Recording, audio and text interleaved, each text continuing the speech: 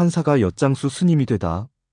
효봉 스님은 일본 와세다 대학 법학부를 나와 조선인으로는 최초로 판사가 되었고 평양 복심법원에 근무하다가 사형 선고 내린 것에 회의를 품고 호련 가출, 부귀영화를 미련 없이 내던지고 엿장수로 변신하여 3년여를 떠돌다가 나이 38세에 금강산 신계사 보문함에서 석도화상을 은사로 삭발 출가하였다.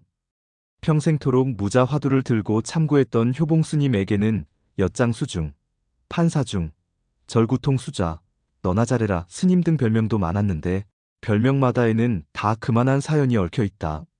첫 번째 얻은 별명 엿장수 중은 효봉 스님이 평양에서 잠적 가족에게도 행방을 알리지 않은 채 서울로 내려와 양복을 벗어서 판돈으로 여판을 마련하고 엿장수가 되어 정처 없는 방랑길을 걷다가 나중에 여판을 짊어진 채 금강산에 들어가 삭발 출가에 얻은 별명. 스님은 출가 당시 당신의 학력과 과거 행적을 완전히 숨기고 오직 못 배운 엿장수였다고 자신을 소개했으므로 모두들 스님을 엿장수 중으로 불렀다. 그 후 같은 법원에 근무했던 일본인 판사가 관광차 절에 왔다가 우연히 스님과 조우, 그동안 숨겨왔던 판사 전력이 알려지게 되었다. 이때부터 스님은 판사 중으로 불리게 되었고 사찰의 법률 문제만 생기면 효봉 스님을 찾게 되었다.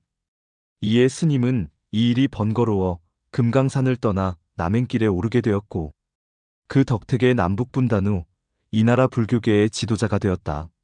절구통 수자라는 별명은 수행을 했다 하면 절구통처럼 꼼짝하지 않고 철저히 했으므로 엉덩이가 짓물러 깔고 앉은 방석이 엉덩이에 달라붙을 정도였다. 그래서 지독한 수자라는 뜻에서 절구통 수자로 불렀다. 이 땅에 625 동란이 일어난 후 해인사회까지 인민군의 발길이 뻗쳐왔다. 모두들 피난을 갔지만 효봉 스님과 효봉 스님을 모시던 구산, 법흥, 원명, 보성 등 효봉 스님의 문도들만 해인사에 남았다. 제자들이 피난을 가자고 말씀드려도 스님은 한사코 당신이 해인사를 지키고 있을 것이니 제자들에게만 피난을 가라고 하였다. 유엔군의 인천 상륙작전으로 퇴로를 차단당한 인민군들이 산속으로 숨어들어 비정규적인 유격전을 벌이느라 사찰이나 암자까지도 무사하지 못했다. 스님, 어서 피난을 가십시다요. 늙은 중이야 별일 있겠느냐? 너희들이나 어서 피하거라. 스님께서 떠나지 않으시면 저희들도 피난 가지 않겠습니다. 이것 보아라. 우리 해인사에서 키우던 소, 저 소를 버리고 어찌 사람만 피난을 갈 수 있겠느냐? 나는 절에 남아서 저 소 여물을 쑤어 먹이고 있을 것이니 너희들이나 어서 떠나거라. 아니 스님 소가 문제입니까요? 저 소는 지난 여름 내내 농사 짓느라고 죽도록 부려먹었다. 그런데 이제 저 소를 버리고 사람만 피난을 가잔 말이냐? 그러면 저 소를 끌고 가도록 하시지요, 스님. 사람도 숨어서 피난을 가야 하는데 소를 끌고 어찌 피난을 갈 수 있겠느냐? 나는 소나 돌보면서 가야산을 지킬 것이니 너희나 어서 떠나거라. 이렇게 한사코 피난을 거부했다. 그리고 결국 그날 밤 해인사는 패잔병들의 습격을 받고 문제의 그 소를 빼앗겼다. 패잔병들이 잡아먹기 위해 총으로 위협, 소를 빼앗아 산속으로 끌고 가버렸다. 소를 돌보기 위해 피난도 가지 않던 효봉 스님은 망연자실 다음 날 별 수 없이 제자들의 성화에 이끌려 피난길에 나서게 되었는데 효봉 스님은 몇 번이고 이렇게 말씀하셨다. 그 소가 우리 대신 죽었구나. 그 소가 우리 대신 죽었어. 효봉 스님은 제자들과 함께 피난길에 올라 부산을 거쳐 배를 타고 전라도로 가기로 했다. 부산에서 배를 타고 통영 여수를 거쳐 해남 대흥사로 갈 작정이었다. 그런데 도중에 뱃멀미를 하게 된 스님이 도저히 견딜 수 없어 통영에서 일단 배를 내려 쉬어가기로 했다. 그런데 통영 용화산에 도소람이라는 암자가 마침 비어 있었다. 이 도소람에서 며칠 쉬었다 갈 요량이었는데 주저앉은 김에 아주 눌러 살게 되었다. 참으로 묘한 인연이었다.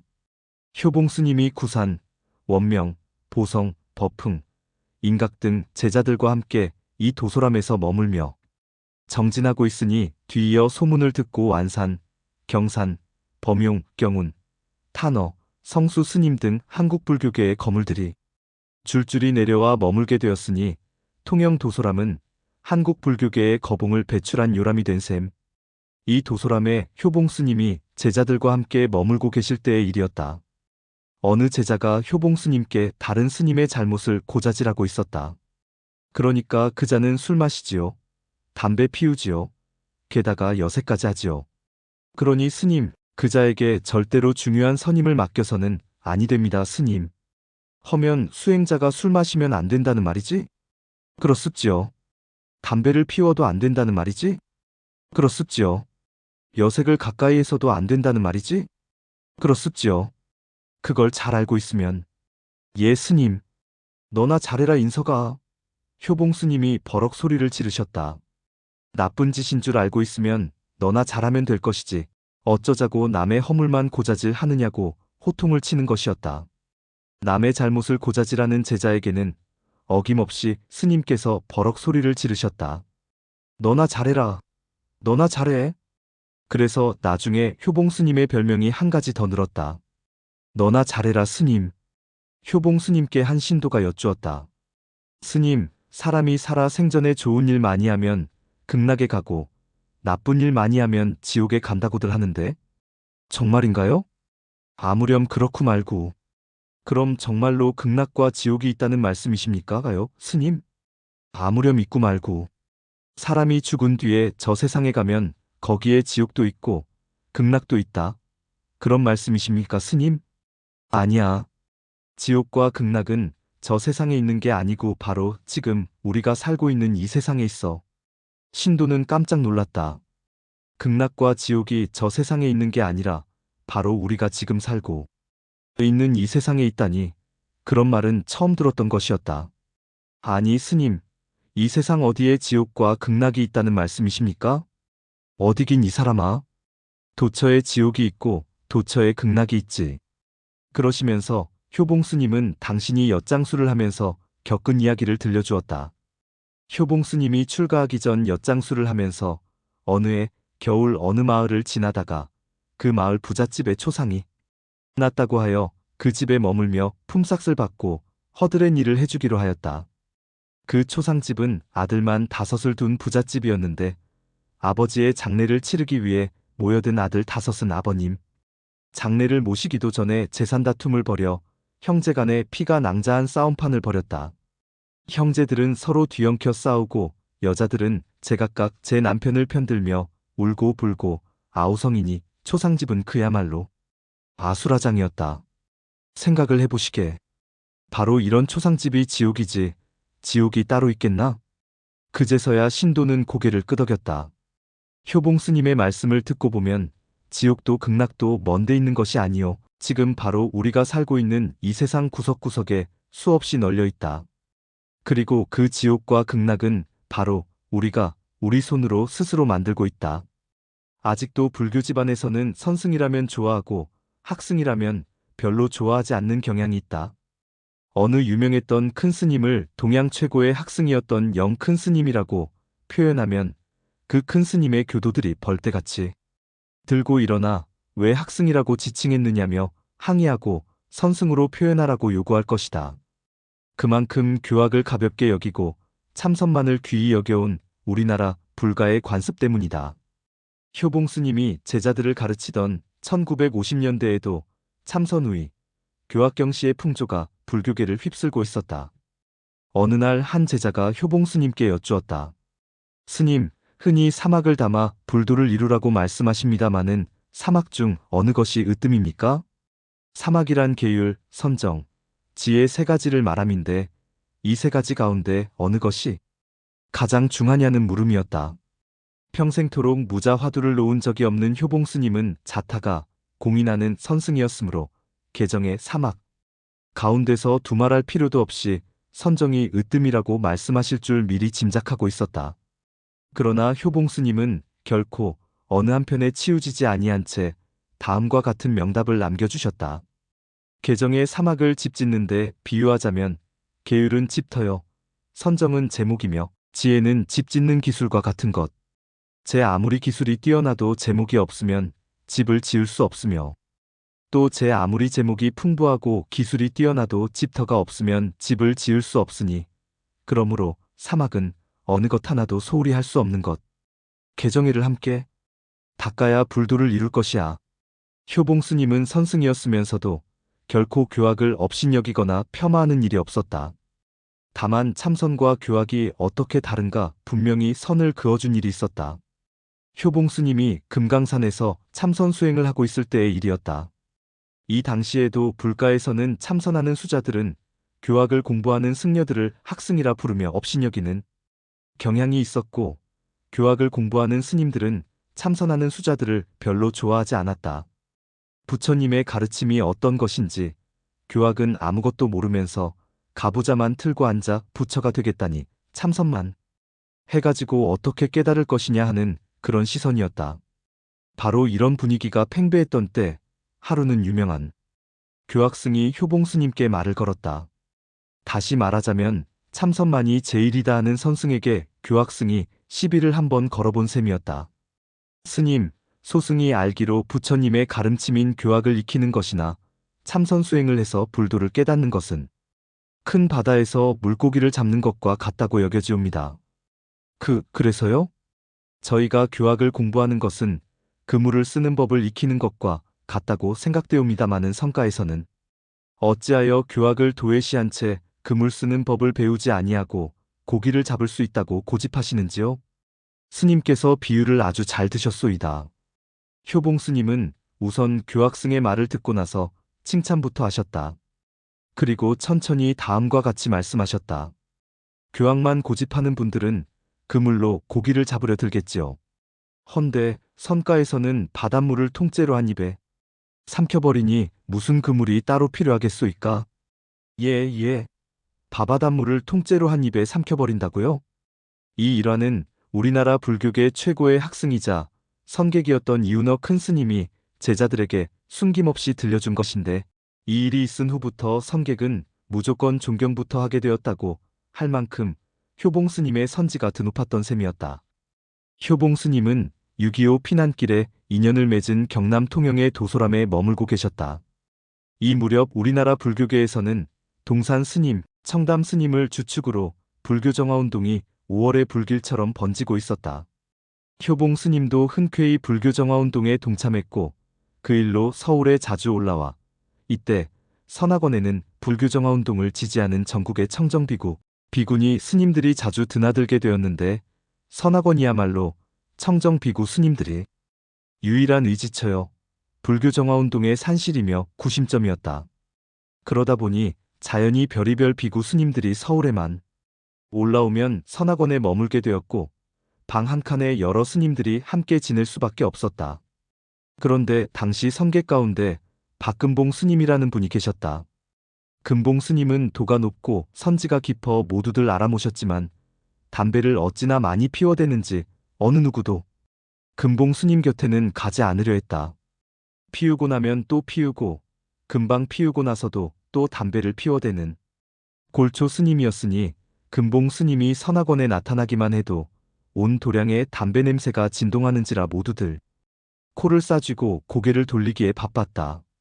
그러니 어느 누구인들 금봉 스님과 한방을 쓰기를 원했겠는가? 어느 날 금봉 스님이 선악원에서 머물게 되었는데 모든 수자들이 너나 없이 금봉 스님과는 한방에서 잠을 자지 않으려고 효봉 스님이 계시는 방으로 모여들었다. 이때 효봉 스님께서 젊은 수자들을 크게 꾸짖었다. 너희들은 어찌 금봉의 돈은 못 보고 금봉의 담배만 보느냐?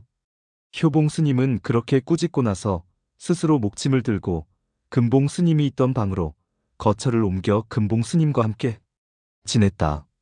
줄창 피워대는 그 지독한 담배 연기 속에서 쿨룩쿨룩 기침을 해가면서도 효봉 스님은 금봉 스님과 한방을 쓰셨던 것. 불교 정화운동에 참여하시느라고 효봉 스님이 서울 안국동 선악원에 머물고 계시던 1955년 초, 몹시 추운 어느 날 스님은 전라도에서 상경했다는 24살 청년의 인사를 받고 출가를 허락했다. 당초 이 청년은 서울을 거쳐 오대산으로 들어가 삭발 출가할 계획이었다. 그런데 공교롭게도 폭설이 내려 강원도 오대산 가는 교통이 두절된 바람에 한 스님의 소개로 효봉 스님께 인사를 올리게 되었던 것. 이날 선악원에서 머리를 깎은 젊은이가 바로 법정 스님. 1955년 음력 7월 보름.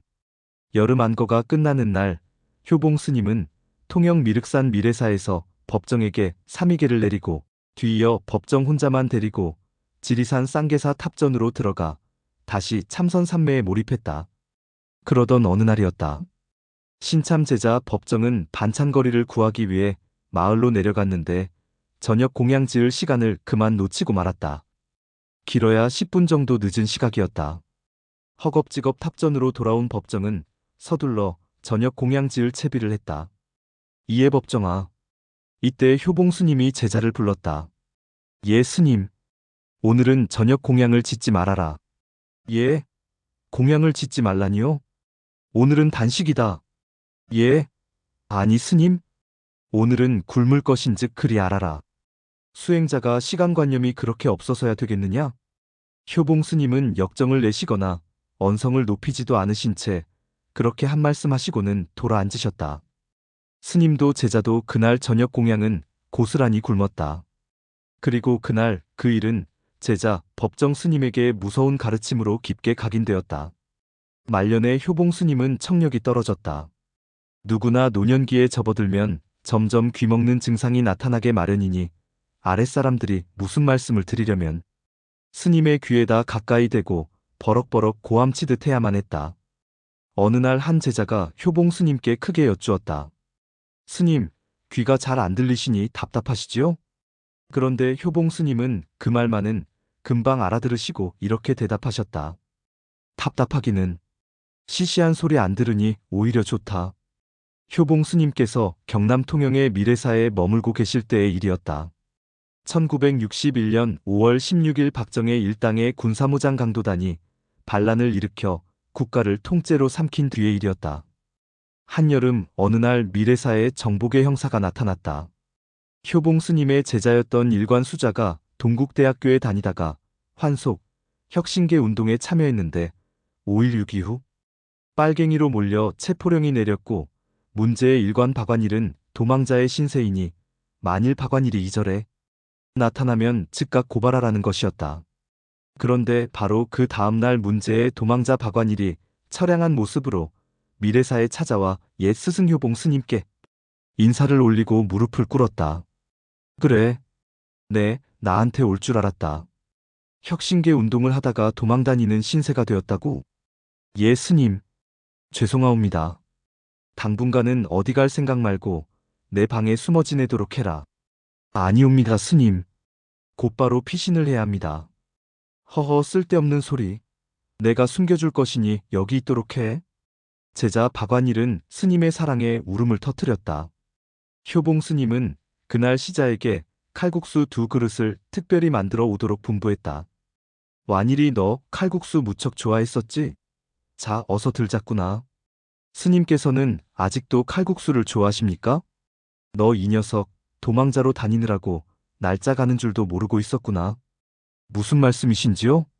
인서가 오늘이 8월 초하루. 바로 완일이 너 귀 빠진 날 아니더냐? 네. 오늘이 제 생일이라고요? 칼국수를 먹던 도망자 박완일은 또 한 번 울음을 터뜨렸다. 위대한 스승 효봉 스님께서는 환속한 제자, 도망자의 생일까지도 잊지 않고 계셨으니 출처 효봉 스님 1888만 1966 작성자 나무